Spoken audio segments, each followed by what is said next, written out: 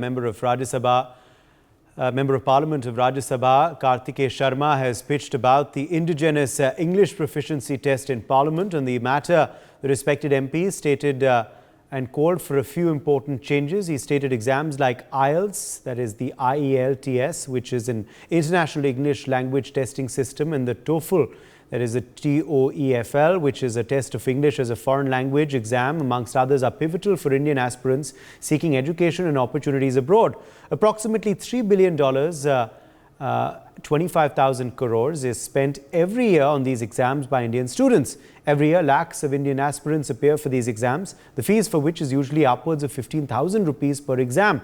This also indicates that a hefty annual revenue of several $1 billion is being generated for foreign entities conducting these exams. He also added that this cost is exacerbated by additional expenses such as coaching fees, study materials, repeated attempts, and lack of adequate exam centers, entailing to try to high travel costs as well.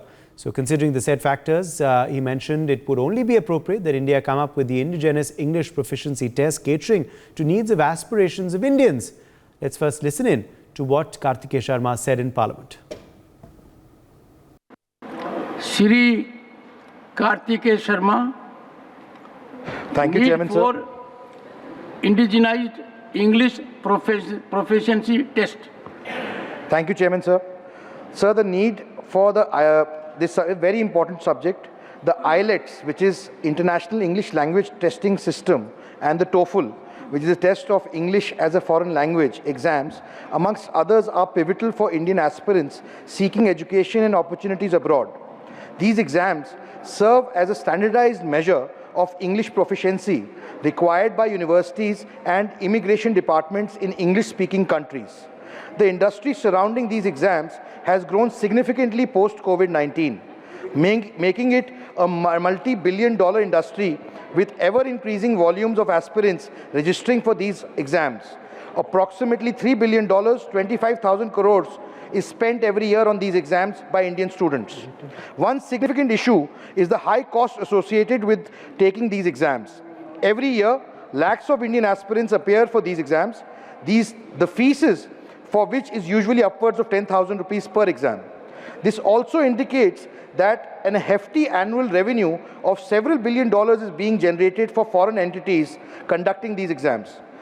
This cost is exacerbated by additional expenses such as coaching fees, study materials, repeated attempts, and lack of adequate exam centers, entailing to high travel costs as well. Considering the said facts, it would only be appropriate that India comes up with the indigenous English proficiency test catering to the needs of aspirations of Indians.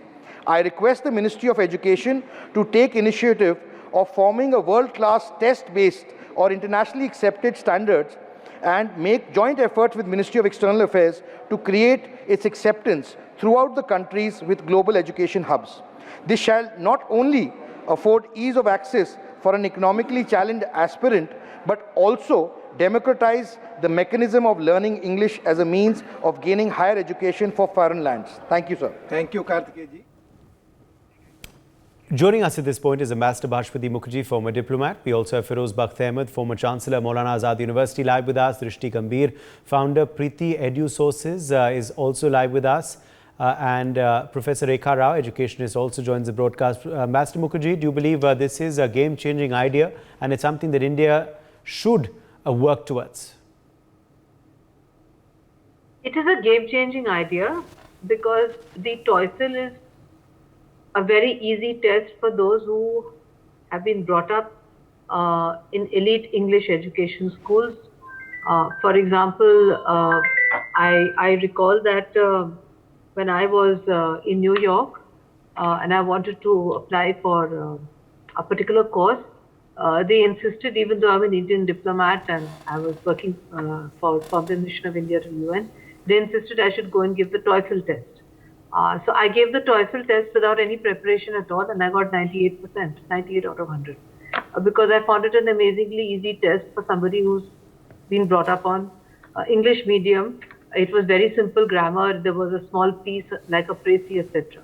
But suppose tomorrow somebody would ask me to give a similar test like that in Hindi, I'm sure I would pass, but I would definitely need to prepare myself for it because I was taught Hindi from class 4 and I was taught English from kindergarten. So therefore, it makes a lot of sense for those particularly who are studying in regional languages or in Hindi to have the same opportunities as others who were brought up in as English as their first tongue language.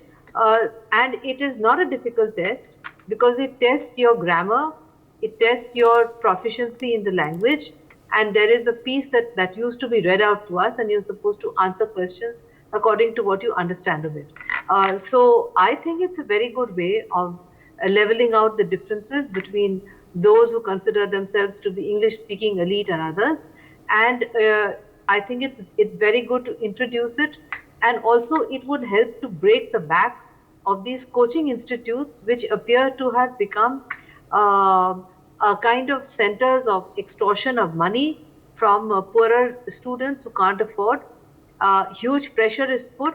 In fact, it reminds me of the kind of coaching centers which also exist, I'm told, in South Korea and in other places where you are actually making the person day and night cram, and give the exam. So, which is not a good way of learning in any case. So, I think it's an excellent initiative. Yes. It's explored further, and I'm sure that my colleagues on the panel who are in the academic and educational area would be able to throw further light on how to be able to take it further. Firoz Bakht Ahmed, what do you make of this idea, and how can it now be implemented? At the end of the day, foreign entities making millions, why not an Indian one? No, absolutely, you are right. You see, let me tell you one thing. Let me give the example of Japan. In Japan, they don't bother about any foreign language. For them, Japanese is all about. But having said that, importance of other languages like English. English is considered a language which is window to the world.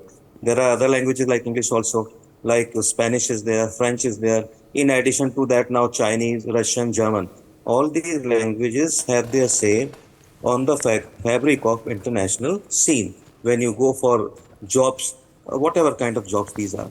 Now, this I think this is, as the Honorable Ambassador was saying, these centers have become the hubs of extraction of money from the poor people, from the poor children. Unfortunately, there is a craze in our country for speaking English, for writing good English. There is no harm in that, right? Any language, if you gain expertise at any language, whether it is English, it is Hindi, it is Urdu, it is German, it is Russian, whatever the language is, no harm about it. And there should not be any bias, for, in political biases, they often occur. Some time ago, I saw that in Karnataka, they just blackened the posters in Hindi language. All these things are rubbish, right? So far as English is concerned, I believe, okay, first of all, India should have, after 1947, India should have perfected herself in the language of the medium which mostly people follow, that is Hindi. Engineering courses, medical courses, architecture courses, all these should have been by now, 75 years, should have been transformed into Hindi. At the same time, there is no harm. There could be a bilingual medium, English and Hindi. However, wastage of such a, you said 25,000 crores of rupees for perfecting our children, poor children, into English. And lastly, the last point I would like to say is, all these exams, whether it is IELTS, it is GRE, it is GMAT, it is SAT, these are money minting centers. Unfortunately, students, especially English, in SAT, the SAT teachers charge as much as 2,000 rupees per hour these days, which is exorbitant, and a poor child cannot afford that. So this must stop, and there should be proper, centers. There should be some educationists who should join their heads together, and then they should help out these students from humble backgrounds and poor families, so that within India they get to learn expertise at English, whether spoken or written. Yes. Okay. Let me also, take that across to Drishti Gambhir. Drishti Gambhir, you teach children who appear for these examinations, and there are a lot of hardships, sometimes repeated attempts, travel costs. It all adds up. Do you believe that this would be a game changer, and it should be taken seriously? This idea of the Rajya Sabha MP. Absolutely. So this introduction of an indigenous English test is like another add-on to our Made in India initiative. If India happens to be one of the largest markets for study abroad destinations, I think why not a test that is actually something that is developed and facilitated in India? And I think this will not only reduce the economic burden on the students, but also it will help them to gain a sense of confidence, and it will be easier for them to crack such tests wherein we can incorporate things that they're already familiar to, and we can curate a committee that specifically incorporates such people who are experts, who are aware of the international standards as well, and who are also aware of the grassroots reality in our country as well. So this amalgamation of these efforts would definitely create path for a test which is more progressive and at the same time more cost effective. Absolutely. That is something that perhaps should be considered very, very seriously now, Professor Rekha Rao. But how do we go about implementing it? Your reaction to the idea, and now what is needed next, Professor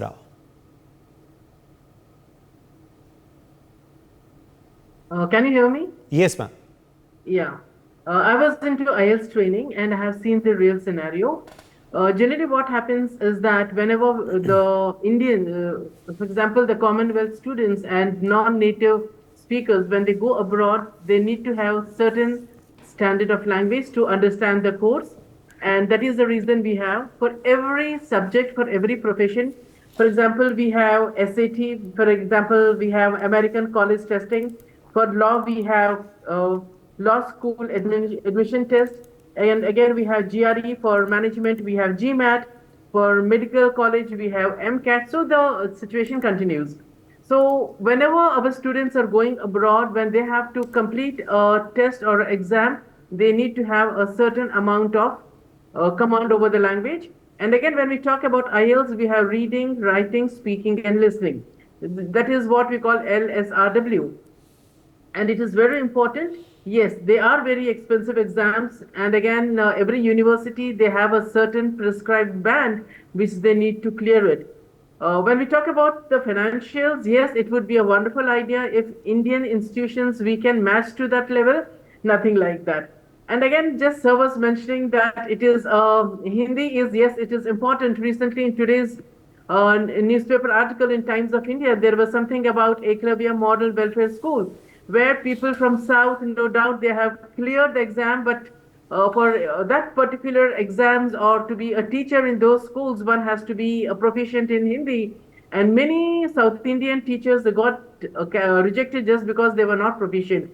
So here the question is that if you're going abroad, you're going to an English speaking place. Obviously, you need to know English. If you're going for EW, that is Eklavya Model Schools, one has to know Hindi. So it is nothing about being biased. English is important, but yes, it is going to be important thing. A great idea if we ourselves, we have these institutions to that level. Yes, absolutely. Ambassador Mukherjee, at the end of the day, of course, there are millions who appear for this examination year after year. And we are also, going about with the slogan of Atmanirbharta for various industries. Why not one for this industry as well of foreign testing? Do you believe that it should be a private player that should take the lead? Should it be something that should happen at the nudge of the government? What should be the right steps in that direction, according to you? The first thing which one has to understand, Uday, is that there are much poorer people in Delhi, where I stay, who go to Hindi medium schools and who feel very handicapped when they want to look for opportunities in any employment. The first thing they are asked is, how good is your English? That's my answer to my colleague, Mr. Ahmed.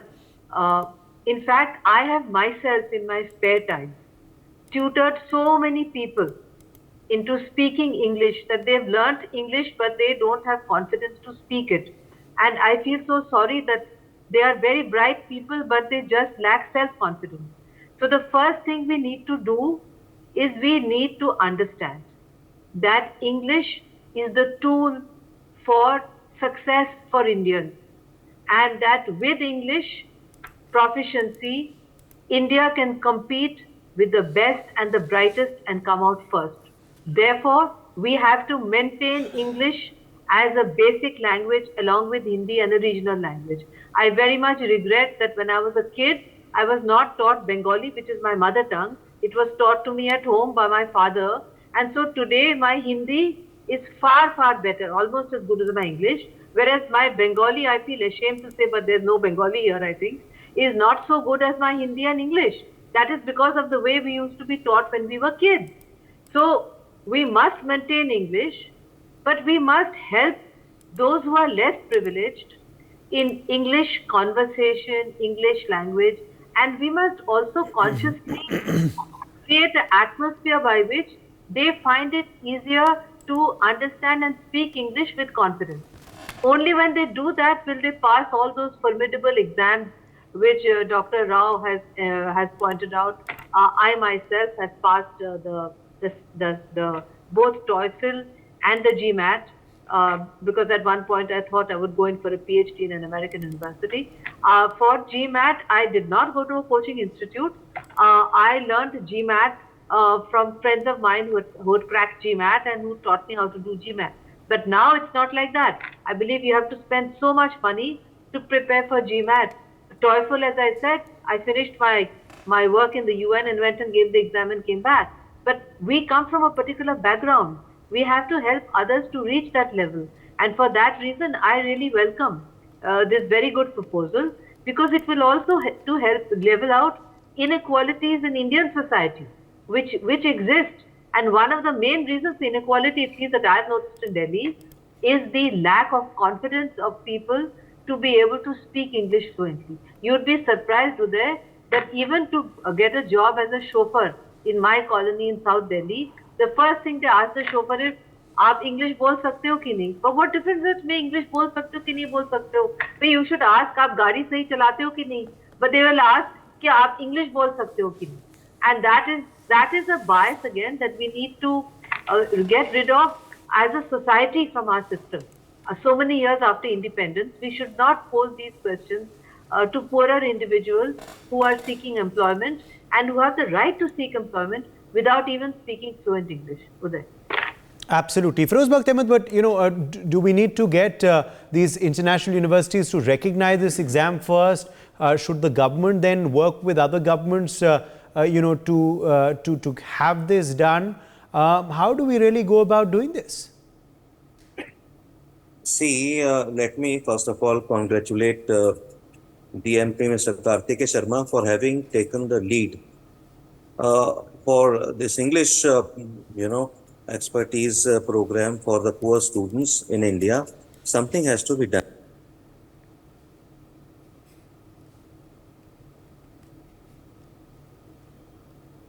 Feroz Bakht Ahmed? Am I audible to you? Yes, now you are. Somebody called, so I just put that off. So the other thing is, Kartikeya Sharma should have also gone in for another thing in the courts of India. Everywhere the argument between the judges and the lawyers takes place in English. Why not in Hindi? Hindi, which is our national language. He should also post for that. Anyway, this is a different, situation altogether.